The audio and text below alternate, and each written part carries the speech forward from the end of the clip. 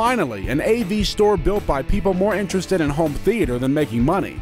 For audio, video, and everything in between, visit store.audioholics.com. Hey, I'm Andrew Dash with Audioholics.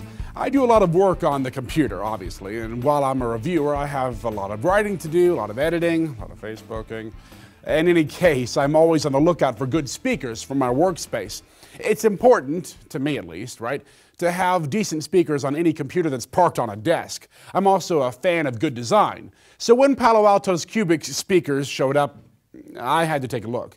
As you can see, they have kind of a unique design. The speakers seem to float in the air, positioned in a way that the drivers are actually pointing up at you. Perfect for a desktop placement.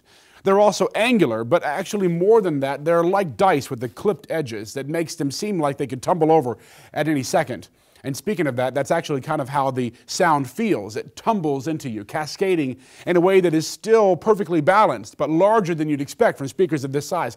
See, the drivers are only 2.5 inches, so when they spout music with a ton of mid-range, we don't know where it's coming from.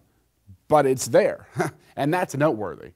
Now, there are some limitations. Modern compressed music doesn't sound nearly as good as more dynamic tracks. The 2.5-inch drivers seem to compress when they are driven loudly. And this isn't evident on music that doesn't try to jam everything into a narrow band of loud sound.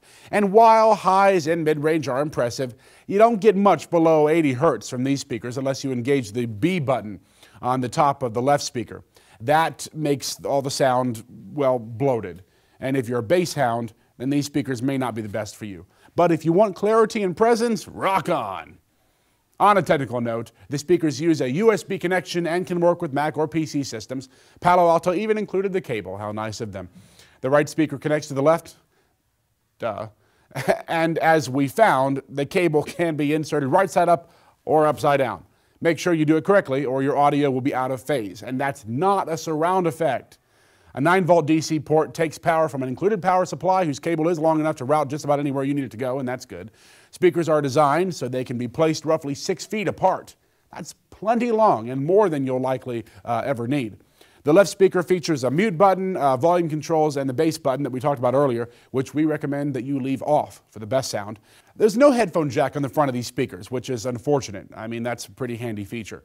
And also the volume controls are, in our opinion, just kind of backwards. The left button increases the volume and the right button decreases it. And not a big deal, just kind of weird. I listened to them about 3 feet apart in a near-field setup on my desk. I first queued up Ironic by Alanis Morissette to hear her vocals. My first impression was natural and authentic. My second and third impressions, however, they matched the first one. Oh well. Now, when the instruments kicked in during the chorus, I could tell there was some compression going on, but not so much as to be disturbing. I didn't hear any clipping, even at max volume all around. It just played louder, but without destroying the track in the process. That's notable, as it's very rare at this price level, except from several THX systems that we've heard.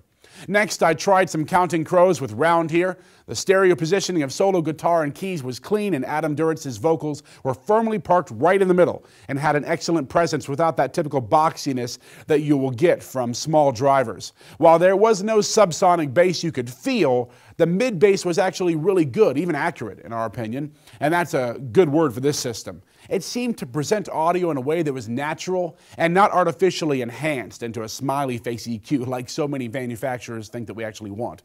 So, the Cubiks are aptly named speakers that sound decent and they look cool. They run about $200, but they are also a step above many similarly sized speakers you're apt to find in the market. You can pay less for speakers, obviously, or a lot more. These sound pretty good, and if you want to feel better about the price, then just go compare them against the B&W MM1s. Those run around $500 a pair, and no sub. You can audition these at several brick-and-mortar retailers, and if you're in the market for some above-average speakers, then that's what I suggest you do. I think you'll like them. Now, the question of the week is this: what desktop or multimedia speakers are you listening to right now? Let us know by commenting on our video on YouTube, and while you're there, subscribe to our channel, youtube.com/AudioholicsLive. And to keep up to date, you'll also want to like us on Facebook, facebook.com/AudioHolics, or follow us on Twitter @AudioholicsLive.